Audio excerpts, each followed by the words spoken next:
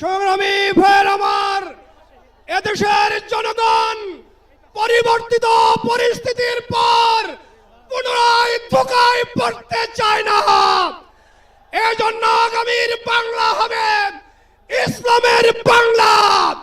আগামী সংসদ পরিচালিত হবে কোরআন সুন্নাহর আলোকে।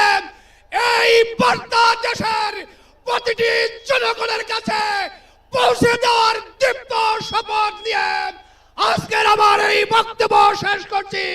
আল্লাহ হাফেজ। বাংলাদেশ জিন্দাবাদ, ইসলামী আন্দোলন জিন্দাবাদ, হাত পাখা জিন্দাবাদ। সংগ্রামী সাথী ও বন্ধুগণ,